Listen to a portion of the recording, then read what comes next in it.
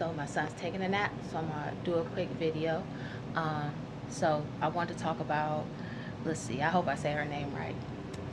Sha'Carri Richardson, right? She's the Olympic runner who recently got suspended due to her smoking weed before she ran, or she was disqualified or something. I don't know.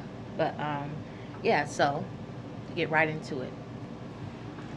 This is a prime example of when I talk about constructive versus destructive criticism, right? I'm trying to find where the lens is because I'm looking at myself and I don't think that's the right way to look.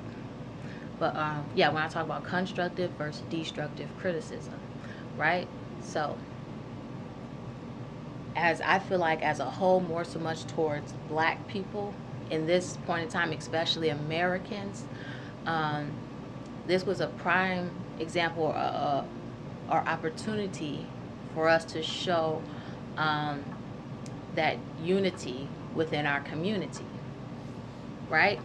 Um, so her smoking weed is that's has nothing to do with anything. That was her decision. That was her choice. Whatever have you. But when it comes to us as a community and understanding it takes a village to raise a child, when it came and she had failed, right? So she smoked with whatever. This is the ramifications of the Olympics and blah, blah, blah, blah. We here in America were her first line of defense. And we were the ones that should have opened her with welcoming arms and say, baby, that's okay. You know, whatever we need to do, we'll pick up and we'll start again. Whatever you did, excellent. That takes away from nothing. You are still brilliant. You still went out there and performed magnificently. It is in no way an impediment on anything that you have done, right? Now, instead of that, I seen, and this is what provoked me to even say something, I seen a lot of people talking about she knew the rules, she knew better, blah, blah, blah. And it was people in our community. And more so much, I see it on my Facebook, right? And on the Instagram and things of that nature, people commenting and saying these things. And it's confusing for me because it's like, if you don't agree with what happened, why is there this need to shame? Why is there this need to say, no, no, no, no, no, she did wrong, right? Why do you feel that need? No, she needs to take accountability. And even when she did come straight out and take accountability, there were so many people that came out and were like shaming those people who support her. Like, oh no, see, you guys got to know, you need to abide by the rules. This is what you need. And that's where I lose touch with things, because it's not about the rules. It's not about right and wrong, because 9 out of 10, those rules are set in place to appease shareholders or stockholders. They're set in place to appease companies and businesses and entities of that nature. And politics. That's why they're set in place. So what you're doing is you're saying that you care about doing what's right and not doing what's accurate, and saying that, oh, she should have just followed the rules, and that's that. But then we could take that same stance with Colin Kaepernick, right? We could sit there and say, well, no, he should have just followed the rules and he should not have kneeled, because that's what a lot of people are going around saying. And just because it's the rules does not mean, or just because it's the right thing to do does not mean it's the accurate thing to do. And my whole point in bringing that up is just for us to not be so stuck in the ways of the systems of the world, because our minds are a lot more knotted up than what we realize. And I just want y'all to know, if it is something that you don't necessarily agree with, you don't have to be fake and phony and be like, okay, yeah, go her, whatever. Like when you're on Instagram or you're on Facebook or YouTube or whatever, and an ad pops up, you just push skip, or you just keep scrolling right by it. You don't have to put you into it, because it costs to write those posts. It costs for you to engage in that conversation. That costs your attention. It costs your energy. It costs your power. It costs you for you to engage in that. Because oftentimes, too, we talk about these things and they get us riled up and they get us feeling some type of way. And, So it costs to do that. So if you're going to engage, and if it's going to cost, it's more important for you to engage in things that capture your heart, that capture your attention, right? Where you feel like, okay, you know what, this is somewhere I feel pulled to. I feel I can help grow this area. So then you'll spend so much time growing that area. When something happens that you may not be in alignment with, you don't have to click on it. You can just keep scrolling right on by. You just keep going, right?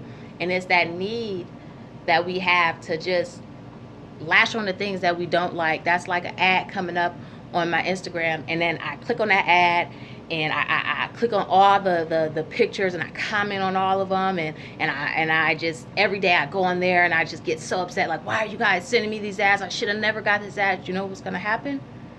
I'm going to get more ads like that. It's just going to keep popping up. So it's for us not to engage with the ads that we don't like or that we're not interested in. But if an ad comes that we are interested in, then we go and we engage with those. Right? So I just want to come make a quick video. My phone's about to die.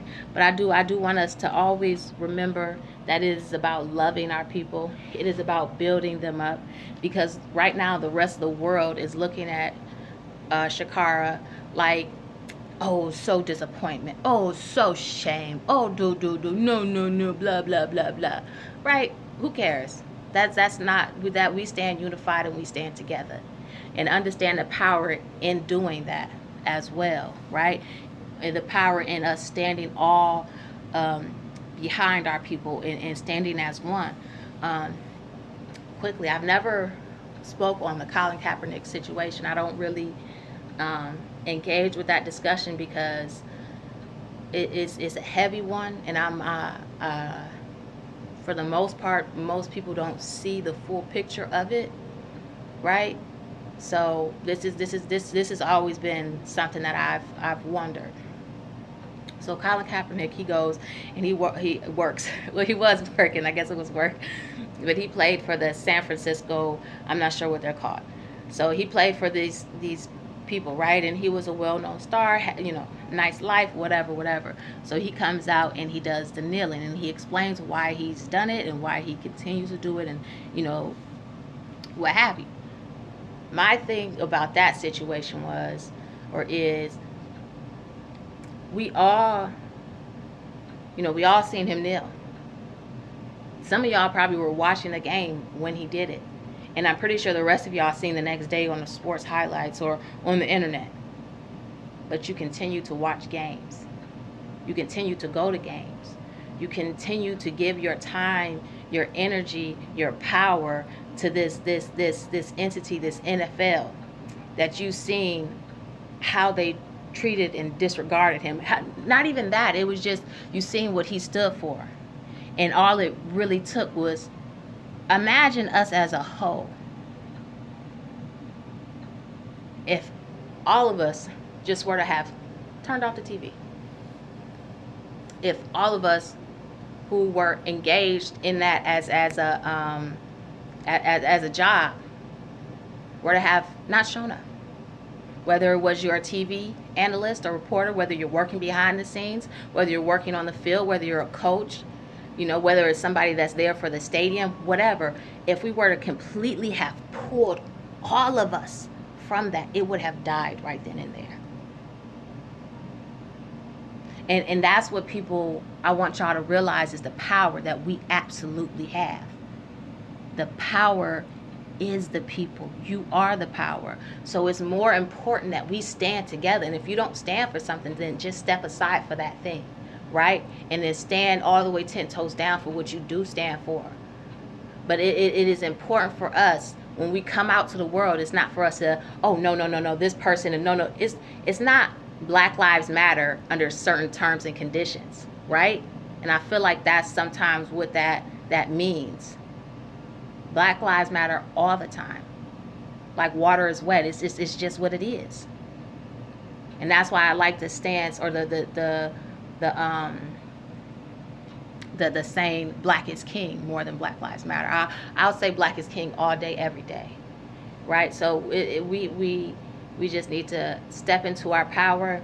And if you don't have anything positive to add to our being, just step aside. There's no need to go ahead and tear somebody down or shame somebody, especially when we know baby girl's story, especially when we know she just lost her mother, which I don't even care that, not that I don't care about that, but I don't care whether whatever she was going through, it doesn't matter what she was going through.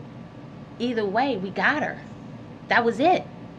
So this was another example, another opportunity for us to see how we have certain gaps within our own infrastructure, right? And how we need to augment that. But, you know, I'm proud of her. If you ever watch this video, I'm so proud of you. I used to run track, you know, and I loved it. So I know of FloJo, and when I seen your picture, that's what I thought of, with the nails, and it was beautiful, and I love the colors, and it just made my heart sing to see you. So I'm so proud of you. You did awesome. You did amazing. You are awesome. You are amazing. You are brilliance. And look, I'm proud of you. Right? And you have a whole community of people, because I've seen so many other people supporting and loving on you. Well, my phone's about to die, so I'm going to go ahead and shut this video off. But thank you all for tuning in.